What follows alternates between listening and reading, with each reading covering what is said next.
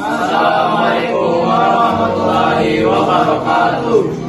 Saya Ahmad Kausar Makmur Prawira. Saya Muhammad Faisal. Saya Muhammad Rafli. Saya Abdul Hafiz. Saya Muhammad Rangga Pradana. Saya Dimas Gada Pratama. Kami kelompok 6 akan melaporkan hasil praktikum fisika menghitung koefisien gesekan. Selamat menyaksikan.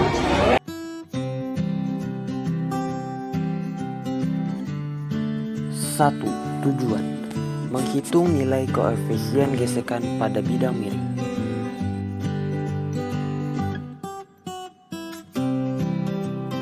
Dasar teori. Gaya gesek adalah gaya yang berarah melawan gerak benda atau arah kecenderungan benda bergerak. Gaya gesek muncul apabila dua buah benda bersentuhan. Terdapat dua macam gaya gesek, yaitu gaya gesek statis dan gaya gesek kinetis. Gaya gesek statis bekerja pada benda yang diam. Selain itu, ada juga gaya gesek statis maksimum, yaitu kondisi di mana saat benda tepat akan bergerak. Jadi, gaya statis maksimum sama dengan gaya terkecil yang dibutuhkan untuk benda mulai bergerak. Untuk mencari nilai gaya gesek ini diperlukan koefisien gaya gesek. Besar koefisien gaya gesek ini dipengaruhi oleh besar gaya gesek pada benda, sudut elevasi, dan sifat melakukan benda. Dalam praktikum kali ini, kami menggunakan bidang papan kayu yang licin. Berdasarkan hal-hal yang mempengaruhi koefisien gesekan, kami akan melakukan praktikum untuk menghitung besar nilai koefisien gaya gesek.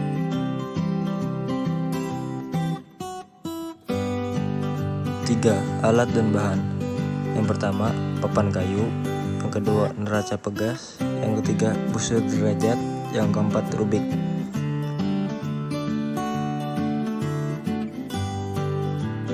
Yang keempat, prosedur atau langkah kerja. Yang pertama, menyiapkan alat dan bahan yang diperlukan. 2. Ukur berat rubik menggunakan neraca pegas. 3. Menyusun peralatan seperti pada gambar.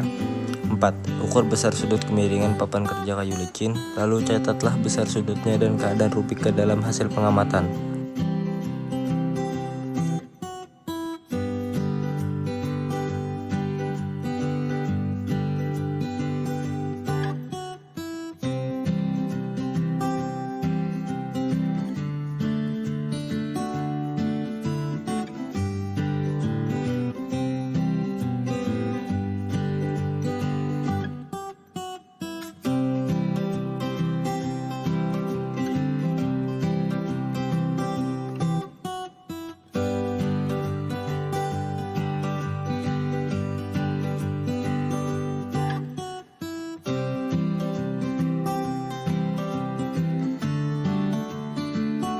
Kelima, data percobaan. Yang pertama 25 derajat, keadaan rubik diam. Yang kedua 26 derajat, keadaan rubik diam. Yang ketiga 27 derajat, keadaan rubik diam. Yang keempat 28 derajat, keadaan rubik diam. Dan yang terakhir yang kelima yaitu 29 derajat, keadaan rubik mulai bergerak.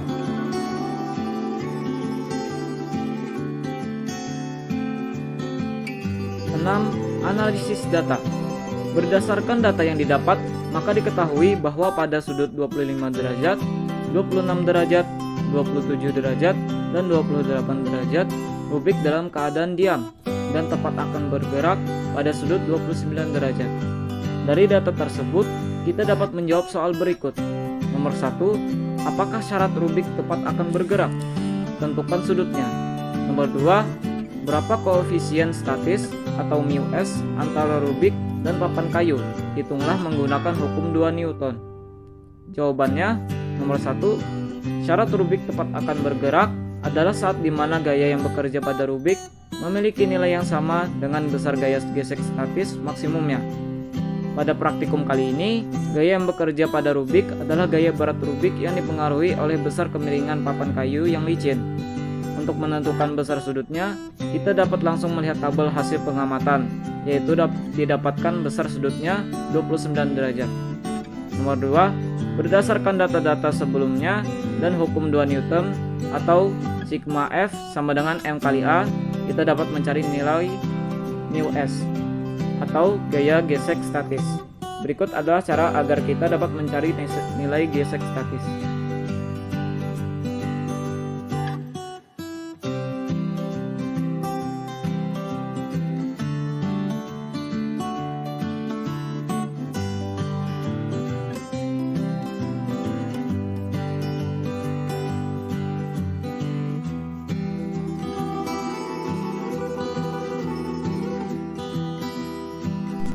7.